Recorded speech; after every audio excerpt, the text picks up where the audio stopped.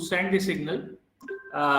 You can send the signal by pressing some key combination on the keyboard. So for example, when you press a Control C, right, combination, a process gets a signal. The process which is running currently on the terminal window, and you press a Control C, then the process gets a signal. Okay, and that signal is what we call SIGINT. So SIGINT is the signal which is received by a process when the process is running on the terminal window and you press a Control C combination. Sir, okay? Are you sharing a presentation? Like we are not. Am I sharing? Yeah, the screen is not visible, sir. Screen is not visible. Okay, so I guess I also took a long break. All right. Let me see. Are you able to see my screen now? Yes, sir. Yes. Okay. All right. Sorry about that. Okay. So SIGINT, this particular signal is what is sent to the process when you press a Control C key combination on the keyboard. Okay. And the default action for this signal is to terminate the process. Okay. So when you press Control C on the keyboard, that is what will happen. When you press Control Z on the keyboard, you are putting the process in the sleep mode. So you see that SIG TSTP, this is the signal that is sent, 20 number, and for that the process will be basically, sorry, I think the process will be put in the sleep mode when you press the Control Z button. Okay. So what I'm trying to say is that depending on what keys you pressed, the specific signal will be sent to the process, or operating system can send a signal to the process, right, depending on some event, right, or one process can send signal to another process. So signal can be sent by these three different ways. Okay. There is a command called kill that you can issue from the terminal window to send a signal, right? To send a signal to a given process ID. So there is a process ID here, and then you can provide the signal number. Which you want to send to that particular process. If you want to know the list of signals that are available in the system, one option obviously is to look at the header file. But the second option is to use this -L switch. So when you use the kill command with -L switch, it will tell you all the signals that are available currently in your system. So these are all the signals that I can issue, right? So there are total 64 signals that are available in my system. Okay, and some of which we will definitely look at it. Right, so SIG kill is there, SIG alarm is there, SIG stop is there. So all of these signals we will take a look at it. SIG continue is there, SIG pipe is there, right? All of these signals we will take a look at it. Okay, now, sir. Yes. Sir, 32, 33 are not there. 32, 33 are in those 64 signals. 32, 33 are there. It is SIG power, SIG sys. So they'll be there. Maybe the number might be a little bit different in the system than what I have provided in the table, but the signals will be there. So even if you look at your system, you will be able to ordering. After 31, it goes directly to 34.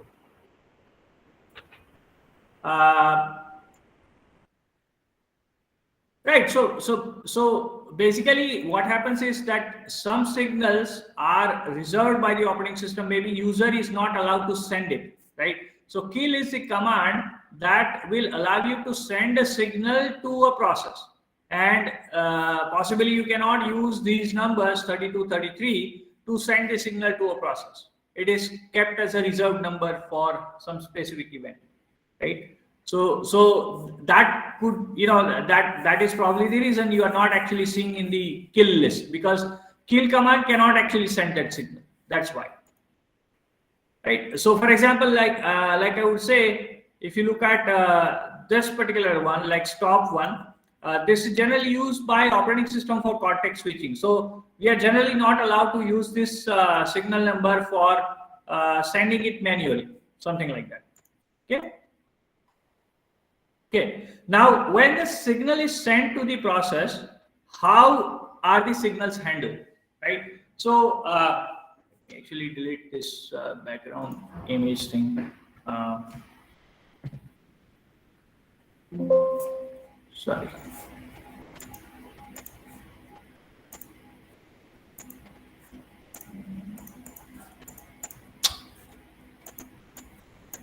Okay, I'll do it later. So the basic idea is that you have the signal which is sent to the process, and now operating system needs to handle that signal, right? So there's a function that is there in the operating system which is called do signal, which is part of the kernel. So as soon as this signal has to be raised and has to be sent to the process, or when it is sent to the process, this particular function will get executed. So this function first will check whether the default action or the action for the signal is ignoring the signal or not, right? If the action is ignoring the signal, then yes, there is nothing to be done and you're done.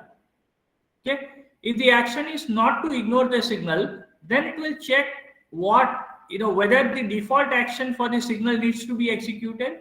Meaning the default action could be either quitting, right, or maybe doing the code dump, right, something like that. So what is the action that we need to execute as part of the default action? So is the default action needs to be executed or not? If the default action needs to be executed, then it will execute the default action, and then that's it, right? But then you could also have a customized signal handling. So I'll show you later on in the subsequent slide that you can actually create your own function in your code, and you can say that this is the handling, or this is the signal handler for this particular signal. Okay, so whenever a process gets a signal, that is the function I want to execute, and that is a specialized or customized function that you have dedicated for the signal handling for that particular signal. So then the operating system will check that if the default action is not set, but then there is a customized handler is set, then it will execute the customized handler. Now, one thing I want to highlight, or reiterate several times, there are two signals. Okay, there are two signals, sig kill and sig stop. These two signals you cannot override, meaning whatever is the default action for these two signals are there, they will have to be only default action. You cannot change or you cannot override the default action of these two signals by anything else. Why? The reason is being, for example, your process is hung, right? Your process is hung and you definitely want to kill your process, right? Because there is no other way that you can, you can stop that process. So the forceful killing of the process is done using this sig kill signal. So sig kill signal is number 9, I believe, right? So sig kill is the number 9 signal. This is the signal which is always used to kill a process when it is hung, right? So therefore, operating system says that this signal cannot be overridden, or it cannot say, you cannot ignore this signal. Whenever this signal is sent to the process must be terminated. Okay, so this is one signal that you cannot avoid or ignore or change the default handling. Second signal is the sig stop. Why this one? Because this signal is used for context switching by the operating system.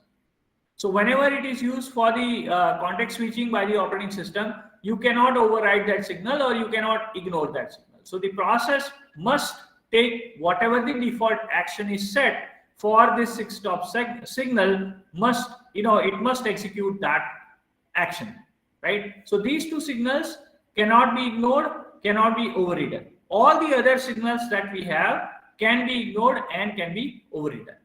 Okay, so you can trap a signal. As I said, you can trap a signal, or basically capture the signal, and you can actually change the default handling to your own signal handling. Okay, again we will see that how to do that. So again, when you catch a signal in the kernel mode, which is the operating system. So see, the operating system is always running in the kernel mode, and the user application, right, user program is always running in a user mode. So user mode does not have access to many of the memory and the kernel code that is there in the kernel mode. So when the signal is received,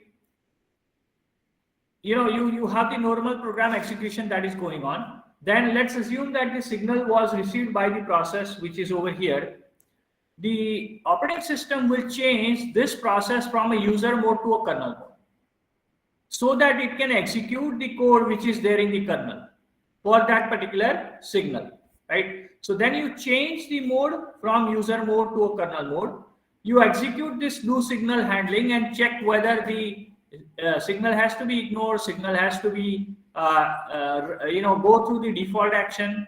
And if it is found that the signal has to be handled by a customized code which is written in the user application, then that code is again actually over here in the user application. So what will happen is that if the customized function has to be executed as a signal handler, then again the mode will have to be changed from kernel mode to user mode.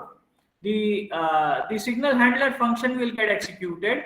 The return code will be placed onto the stack. Again, you go back and change to the kernel mode, and then remaining part of the return handling, right? The return value handling will be executed by the operating system. So this is how your handling of the signal works. Okay. So I've talked, I think, theoretically too much. Now I think it's time to look at it practically, how signals work and how things work. So first thing that we will look at is the SIG alarm signal. Okay. So SIG alarm is a signal which is received when the time that you set for an alarm is elapsed, right? So when the time is timed out, that is the time you get the SIG alarm signal. So alarm is the system call or a function that you can set the alarm for the given number of seconds. So you say how many seconds for which you want to set an alarm, and once that time is timed out, right? So that many number of seconds are timed out, then you the process will get this particular alarm. This particular signal. Okay. What is the default action for SIG alarm?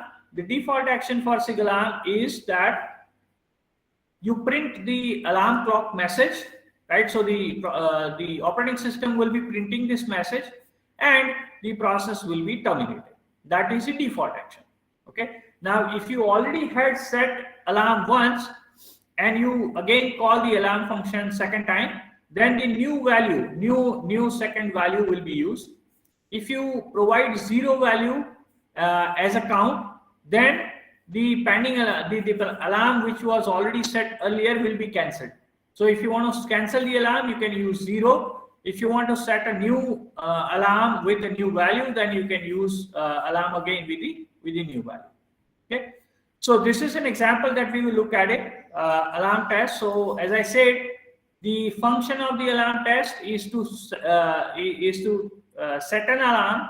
Okay. And then when the SIG alarm signal comes, the default action is going to be, it will print the alarm clock message, and then the process will terminate. So you can see that here it's a very simple code. We are just setting an alarm for 3 seconds. Okay. Then I'm printing this message and then going into the infinite loop here. Why? Because we want to just wait for the alarm to come. That's all, right? The signal to come, and the process needs to basically go through the default action of the SIG alarm signal. Okay. So because there is a infinite loop here, and then the default action is to print the message and to terminate the process, this printf message will never be reached, right? So this particular message will never come, right, and will not be able to print that message ever. So let me test this code.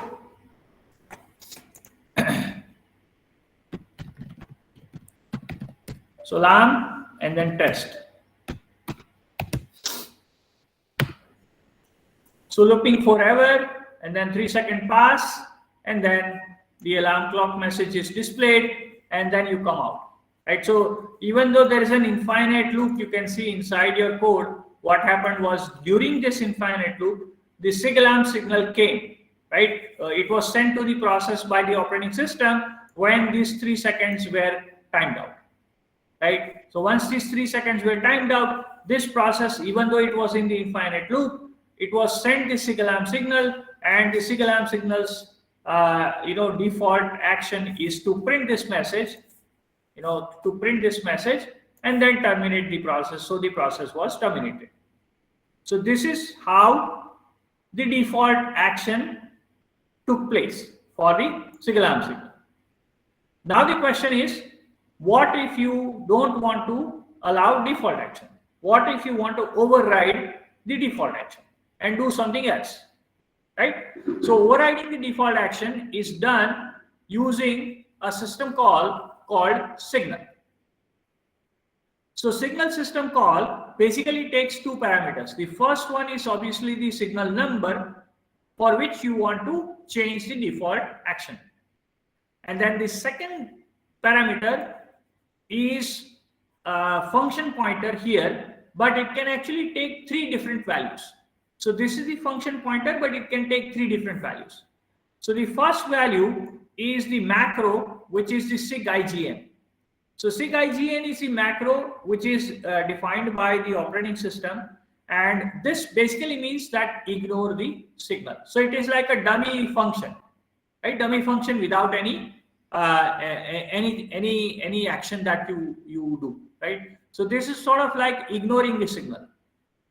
So when you set this as an action, even though the alarm will come, or even though signal is sent, it will be ignored. Second action is taking the default action. So let's say, for example, you have actually changed the action to something else.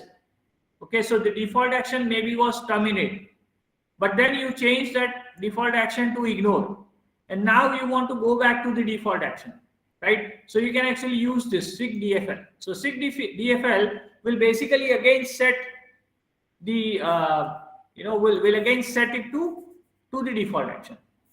And the third option you have here is to provide the address of the user defined function, right? So address of the user defined function basically will be the function function name which is part of your code.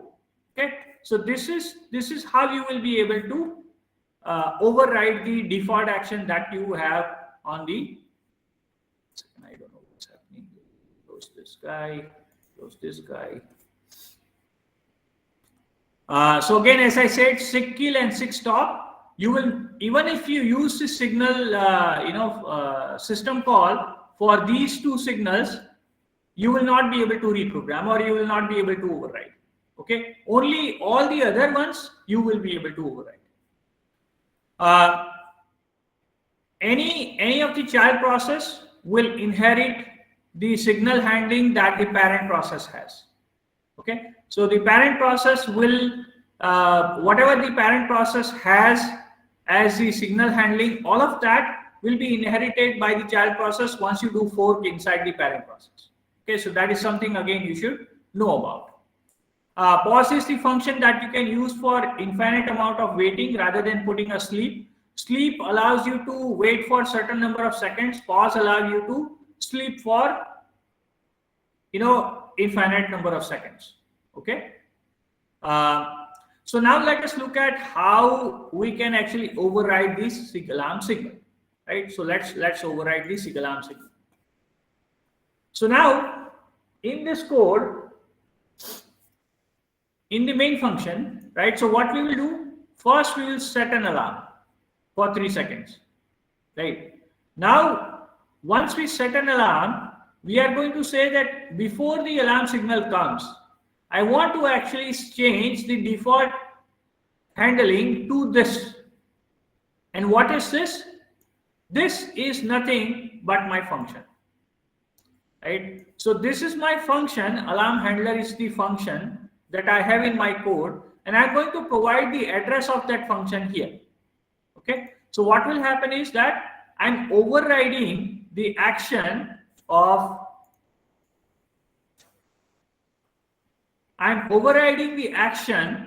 SIG alarm signal. Instead of printing that default message of SIG alarm and then terminate the process, I'm saying that execute this function. That is basically what I'm doing. Right? I'm changing the default action. Okay. Now, once I change the default action, I will go into this loop and I will pause. Pause will basically allow me to wait for, as I said, infinite amount of time. Okay. Now you can see that alarm flag is used here, which I'll come to later. For now, you can see that this alarm flag is set to 0. So, which means that this condition is true. It will go inside the loop and the process will go into the pause mode. Once the process goes into the pause mode, after 3 seconds of timeout, the SIG alarm signal will come. But when the SIG alarm signal will come, it will actually execute this particular function, which means it will go into this function.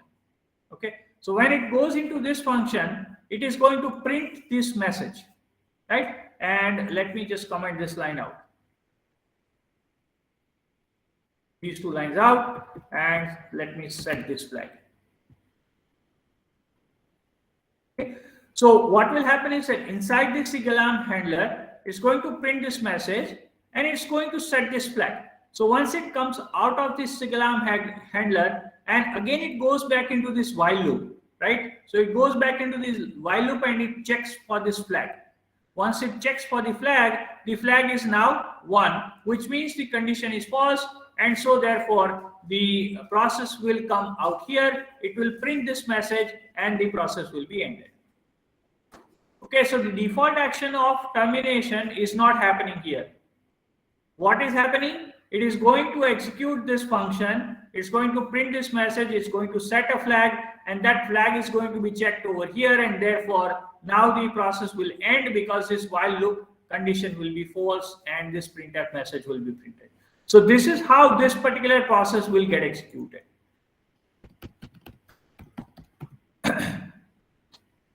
So GCC and then alarm override .c -o alarm override .out. Okay.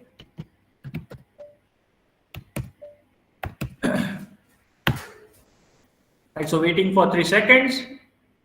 Okay, so now you can see that this message came from the signal handler, which we have implemented here, right? And then the alarm flag was set to 1, therefore it went back here. The condition now is false in the while loop, and therefore this printf is coming, which is over here. Okay, and once it falls off the last statement, obviously, then your process is ended. Okay. Now, what I want to show you is that you can see that we have actually changed the default action by using the signal handling. But I want to show you that we can actually save the default action and we can restore the default action, or we can save one action and restore the same action again when the next time the same next time when the same signal arrives. So what we have done is we have actually used this old handler. As you can see, it is defined here. It is also a function pointer. It is a variable that is declared as a function pointer. Okay, this is a variable declared as a function pointer. And what I'm going to do is whatever the return value is from the signal. What is the return value from the signal function? The return value from the signal function is the previous function that was associated with that particular signal. Okay, so previous function again could be any one of these 3. It could be the signal IGN if the default action, or if the earlier action was SIG IGN, then it could be this one. It could be the default action, or it could be the address of the user function, right? So in our code, if I store the previous action, the previous action here will be actually the default action. So it will actually save that default action in my old handler. And now what I'm going to do is, instead of setting this flag, I'm actually going to set the alarm signal again. Okay, I'm going to set the alarm signal again in my handler. But now this time I'm actually not going, I don't want to execute this handler function. I want to again go back to the old default action. So whatever the old action that was saved here, I'm actually using that to again set the that action for the alarm signal. So inside my signal handler, I'm actually setting again back to the default action, and I'm setting a new signal, new alarm, so that again this alarm signal will be sent. But when it is sent second time, right, when it is sent second time, instead of executing this function code, it is going to go back to the default action, because that is what I have set here. Okay, so I want you to show in this example that you can actually save the older or previous action into the variable, and you can use that variable again to go back to that action. That is what I want to show you. So let us go and execute this code. So I'll have to recompile. And now, so first 3 seconds, right? So now this message comes, now second 3 seconds, and you can see that default action happened, right? So in the first 3 seconds, the normal signal, our old signal handler was executed, but then I changed back to the old handler, which is the default handler, and then after the next 3 seconds, the default handling was executed, which is again to print the alarm clock and terminate the process. And therefore, this particular printf was never reached, right? Because what happened was that it was again, I didn't set the flag, so this condition was true even the second time, and the process went into the pause mode. While it was in the pause mode, second time this alarm signal came, and so the default action was executed, which is again to print the alarm clock message and terminate the process. So therefore, this printf was never reached. Okay. If you don't want to save the old value, and if you know that second time you want to always go back to the default handling, then you can actually use this also. You can also do this, SIGDFL.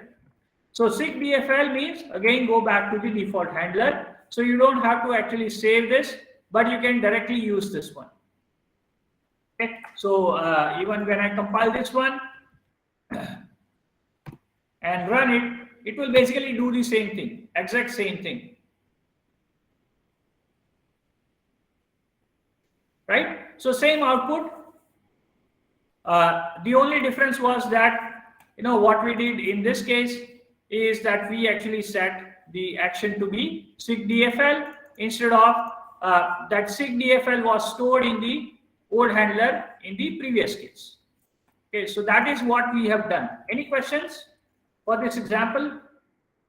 Again, it's very important example for you to understand, because it again covers some of the important concepts for signal handling, the default handler, the ignoring of the signal or overriding of the signal and all that, right? Ignoring of the signal I'll actually cover in the next one, or next example. But this particular example shows you how to override the default action and then go back to the default action. Any questions? Okay. Hello, sir. Yeah. Sir, in the handler, that we were using before, which was not the old handler, there how we were waiting for 3 seconds, because there was no code for waiting 3 seconds in this handler. Here it is. Means when this was commented, then also we were waiting for 3 seconds before the message was printed. No, then we were not actually waiting for 3 seconds. We were just doing this alarm flag. So second time the alarm was not even set. This was the previous code we had. In Yes, that sir. case, the alarm was only set one time.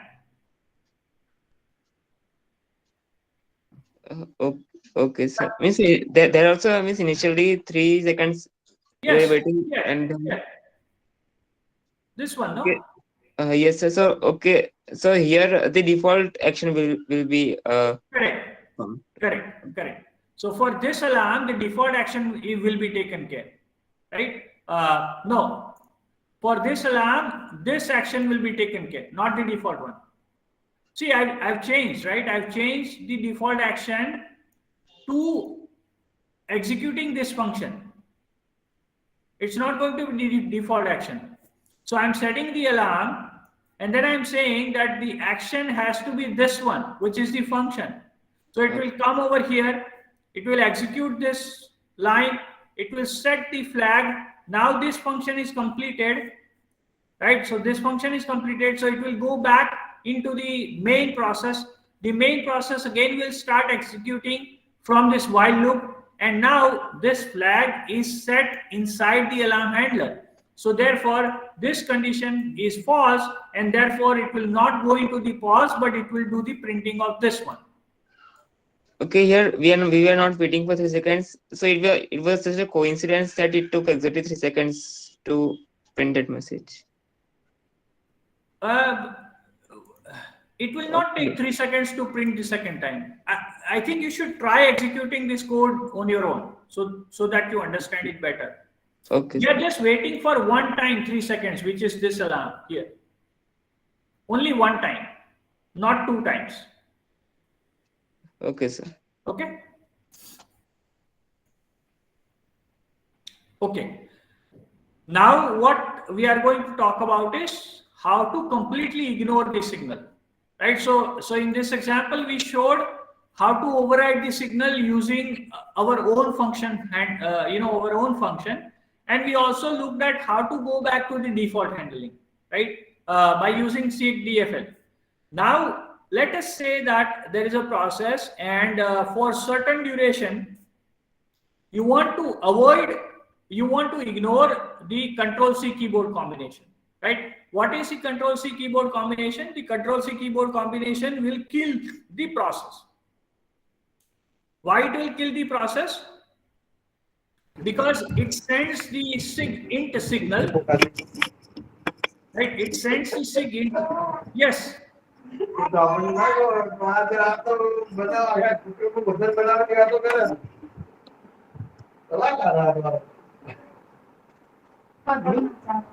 Can you put yourself on mute?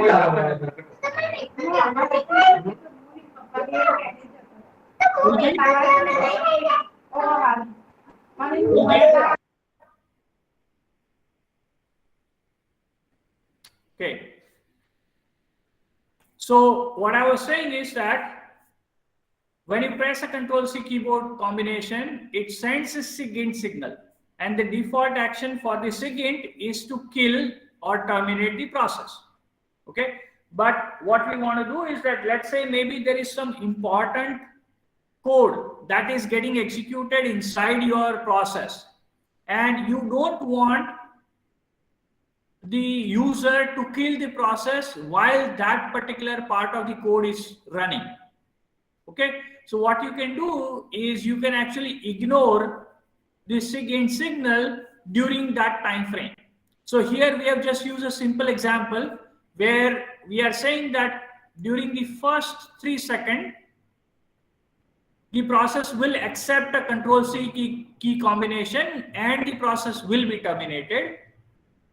Then we will go and override the default action for the SIGINT signal, and we will say that ignore the signal, right? Ignore the signal. And during this time, which is the second phase of the 3 seconds, right? So seconds 1 to 3, we can accept the Control-C and the process will be terminated. Seconds 4, 5, and 6, Control-C combination can be pressed, but it will be ignored, meaning that SIGINT signal will be sent to the process, but the process will not do anything, right? It will not terminate. And again, we go back to the old handling, which is the default handling, where again the process can be terminated using the Control C combination. So basically seconds 1, 2, 3, process can be terminated. Process 4, 5, 6, seconds 4, 5, 6, process cannot be terminated, and process 7, 8, 9, process can be terminated. Okay, so that is what we are expecting this program to do. This program to do, right? So Control C override, and now during the first 3 seconds, I will press Control C first, right? So I do Control C, and you can see that now the process is terminated. Okay, because in the first 3 seconds, I did not ignore the signal. Now I will wait for that 3 seconds to time out, and then I will press the Control C in the second phase of the 3 seconds. Now if I keep on pressing Control C, you can see nothing is happening, right? So these many times I press Control C, nothing happened because the Control C is very ignored at that time. Okay, and then in the last 3 seconds, I didn't do anything. I just let that 3 second pass. So the process, continued, and the last by was printed, which is this last printf statement. But now what I am going to do, second time when I run, I'm going to press Control C in this third phase of 3 seconds, which is seconds 7, 8, 9, right? So during those seconds, I'll be pressing the Control C, and therefore again the process will get terminated.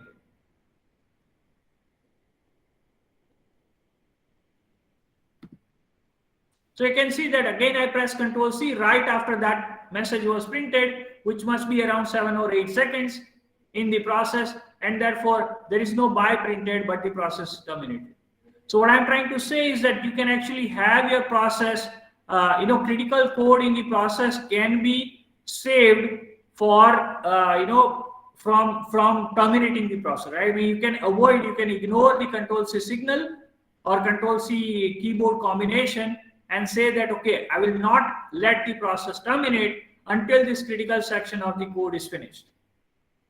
So that is something that you can do. So you could actually create a function here in the code, and you can actually do this ignoring the signal and going back to the old handler in that function also, right? So which is not what I've done, but basically essentially in essence we are doing the same thing. Okay, does that make sense? Yes, sir. Okay. Now what we are going to do is that, when you press a Control C keyboard combination, or when you send a signal, right, using a kill command, or operating system sends a signal, the question is, we don't have a single process. We have many processes running in this system, and it is possible that the process that you're running on the terminal window does have child processes, because see, remember we have learned process management, and we know that the parent process can actually create many child processes, right, using fork command.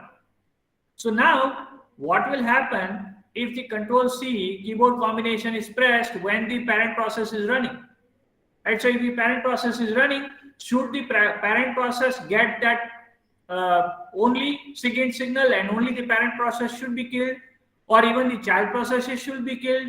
How these things should work, right? So again, implementing all of these has to be thought about by the programmer who is writing the operating system kernel code, right?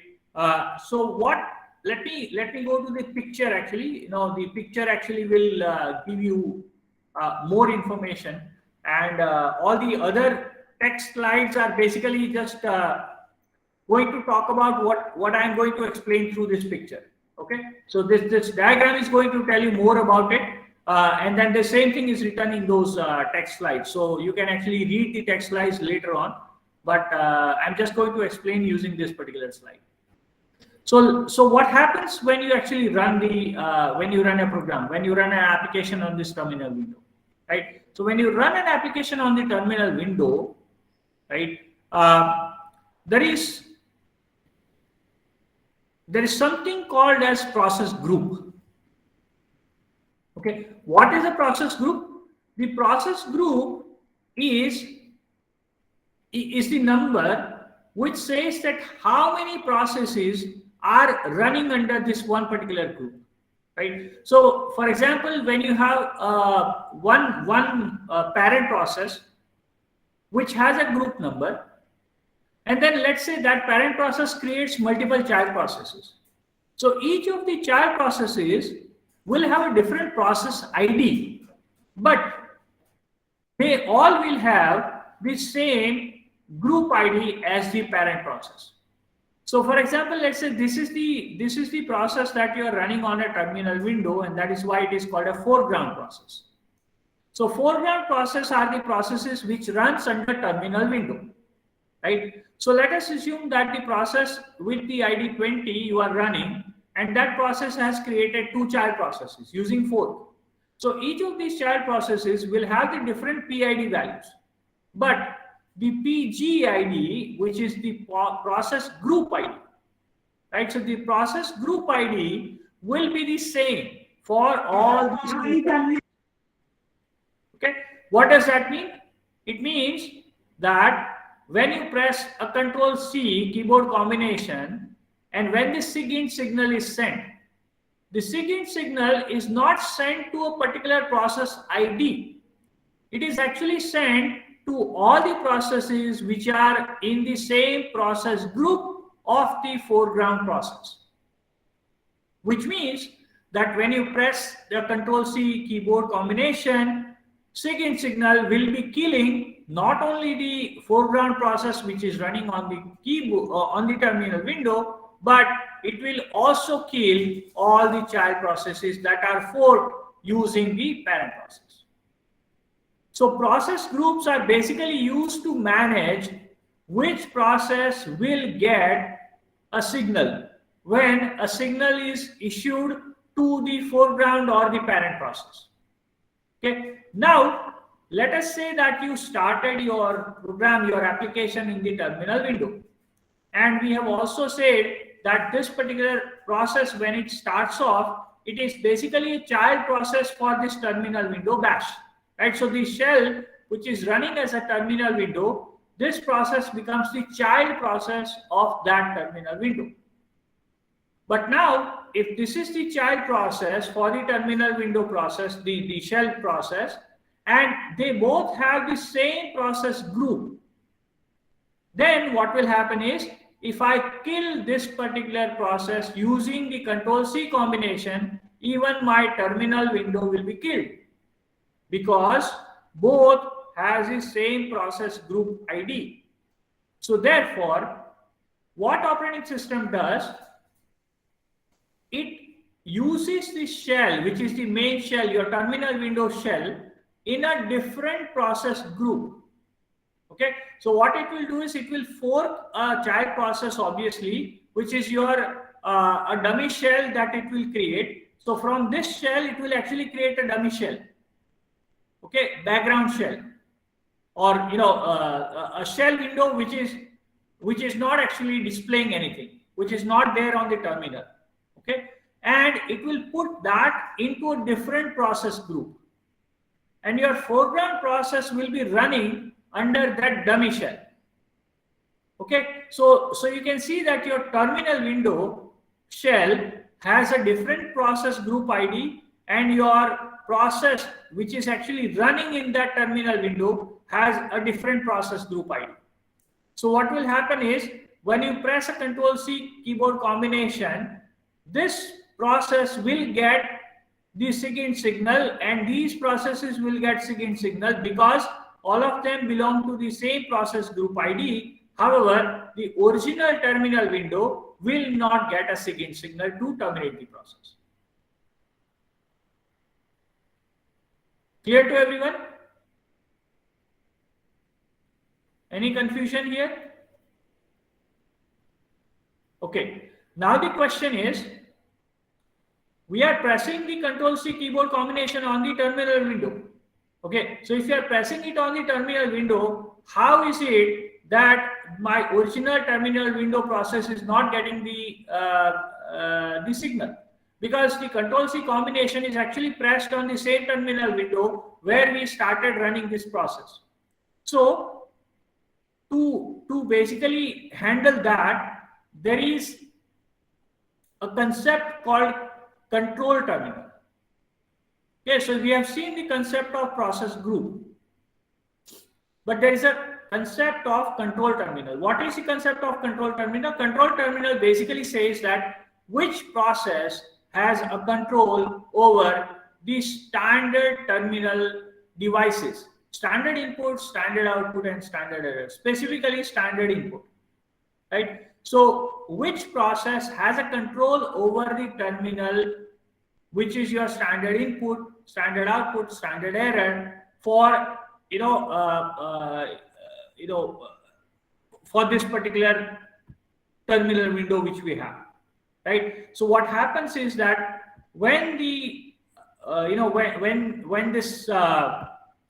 when this shell creates a dummy shell here, and before this foreground process starts executing in this dummy shell in a different process group, what this dummy shell will do, it will change the group ID to a new group ID, obviously, and then it will execute this particular system call. It's called TC set PG group. So basically each terminal window has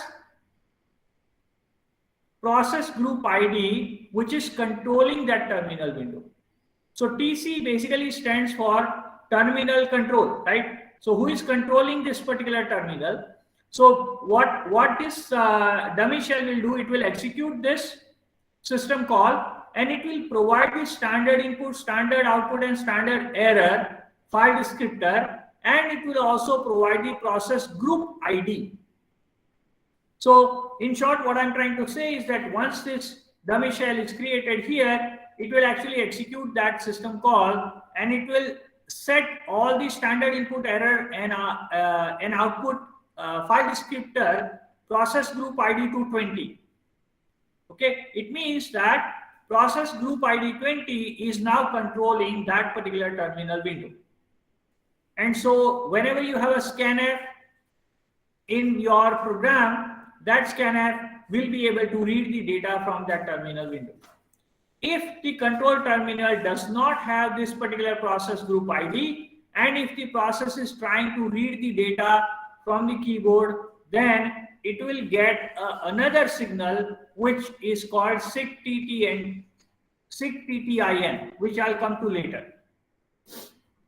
Okay, but just to keep in mind that this, once this dummy shell is created, it takes control over the terminal, and once these processes are done running, right? I mean, once these processes are terminated, then this dummy shell will again transfer the control back to the original shell. So basically, this shell again will start, will again run that system call, and it will take the control of the devices, standard devices. Okay, so this is how the control between the keyboard and display is transferred between the original shell and the dummy shell, which is running the foreground process. Now the background process is slightly different. Why? Because the background process does not actually run in the main terminal window. It runs in the background mode, right? So as soon as you run the background process, the terminal window is released. And so the background process does not have access to the terminal window. So you can see that background process always runs in a different group ID than the original shell. Okay, so again, the background processes will have different group ID. The foreground processes and the respective child processes will run in the different process group ID with the dummy shell here, and your original terminal window has a different process group ID.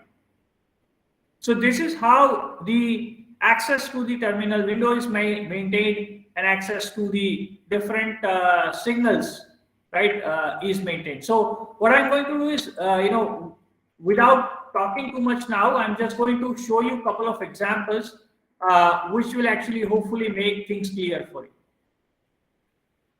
So first we are going to look at a background process. Okay, so what we do is that this is our normal code, right? So we have this signal called SIGTTIN, And as I mentioned, this signal is sent to the process when a process does not have access to the control terminal. Okay, when it does not have access to the control terminal, that means user cannot read inputs from the keyboard, the standard input, right? So I've done this scanf here, and this process, this program that I have, we will run it in the background mode. How do you run the process in the background mode? Using ampersand sign, and sign. So after providing the program name, if you do and sign, the process will start running in the background mode, and the terminal window will be again coming back, to the terminal window outside, because you can now enter another command, right? So anyway, this is the handler for SIGTTIN, and so I'm basically just displaying this message. Once I display this message, we go back to the default handling. Default handling is ignore the signal, okay? But I'm going to override that signal so that we can actually display the message, okay?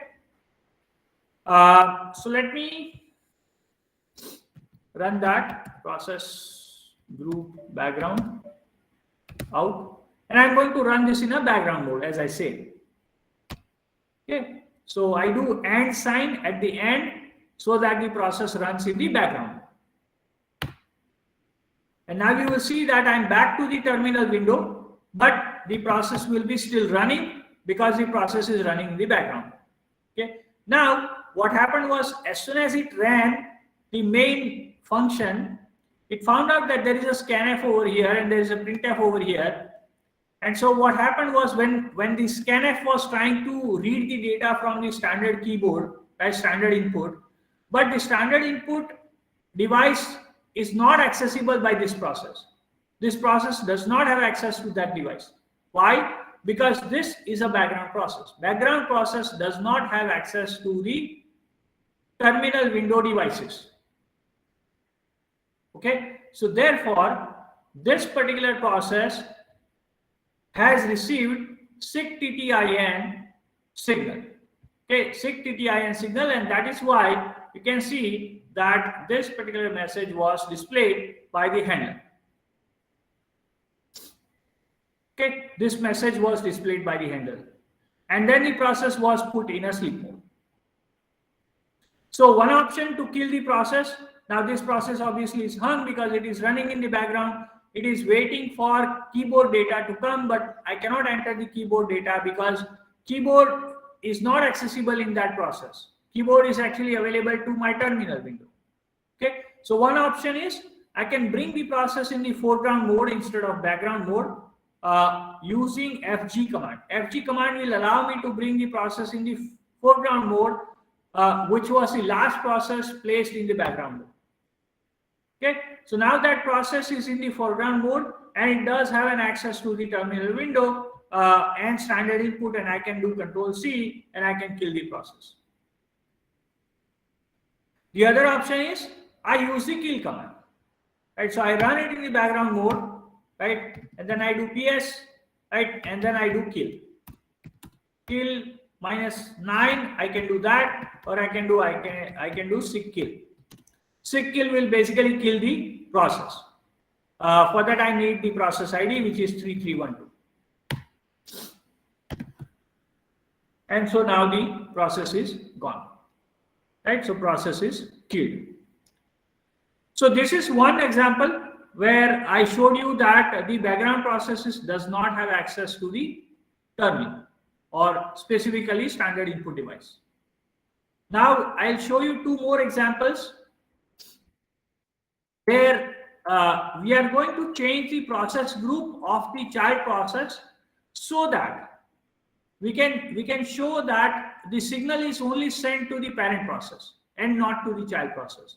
So to change the process group for the child process, we are going to use this function set PGID, and to read the process group ID for a particular process, we are going to use get PGID function, right? So first what we are going to do is, first we are going to keep the process group same for the parent and the child process. So in this case, I'm actually using the int signal, okay, which is sent when you press Control-C keyboard combination. and I'm going to say that this is the handler I want to execute when the SIGINT signal is sent. Okay, so it's basically going to print this message when the SIGINT signal is sent, and then the process will terminate, right? Because the signal handler is done and the process will terminate, because it will come out of this pause mode and it will terminate over here after falling off from here. Okay, so in this particular example, we are just sending the SIGINT signal using Control C, but when I press single Control C, the SIGINT signal will be sent to both the processes, the parent and the child, because I'm not changing the process group ID. But then when you look at this particular example,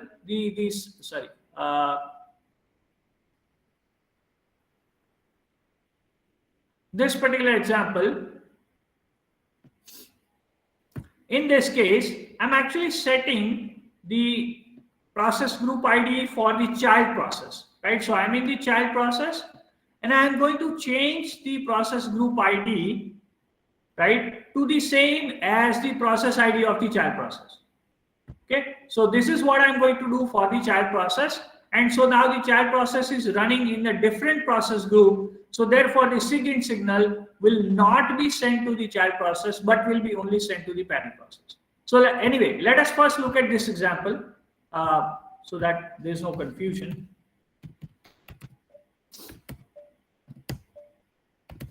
Okay, so here you can see that the process ID is 3319. Process group ID for the parent process is 3319, right? Child process ID is 3320, and the child group ID, the child process's group ID is 3319. So which means that both the processes belong to the same process group right now, right? However, the process ID is different, right? When I press Control C, you see that I'm getting this message twice, one from the parent and one from the child, because both the process got the SIGINT signal, and therefore both the processes have executed the signal handler, which is basically printing this message. And then both the processes terminate because it falls off from the pause. Okay, so here both processes got SIGINT signal. Okay, now we will run the another code, right? That other code where I show that the child process now has a different process group compared to the parent process, right?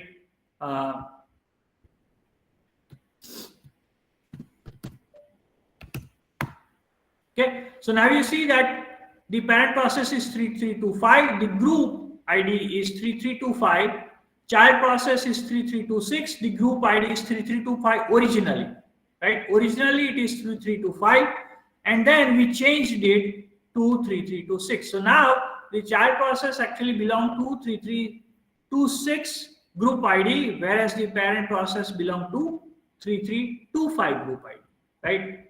And why there are two messages? Because you can see that we are printing first the original group ID, and then we are printing the new group ID over here. So there are two messages coming from the child process.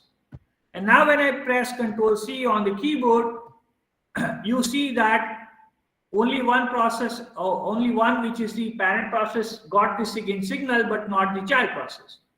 And you will see that the child process is still running. And the child process is running. It became orphaned because the parent process was killed. So the child process is inherited by the init process. So this child process is running, but it is inherited by the init process. So the only way we can come out of the child process is by killing it, because currently it is in infinite amount of waiting, sleeping, right? So I'm going to kill that process by using SIGKILL.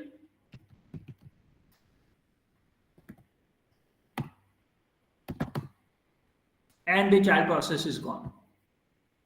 So by changing the group or by playing around with the group IDs, you can actually control which process will get a signal and which will not. There's some more detail to it. which I'll come to that in the next lecture because we are already over time. So that is a kill system call that I will talk about in the next lecture. But if you have any questions about this lecture, I can take them. Any questions?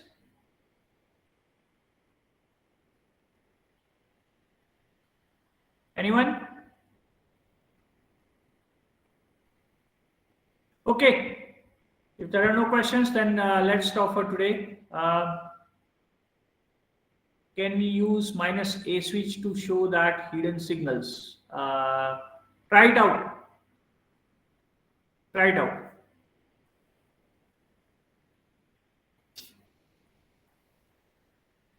All right. Thanks, everyone.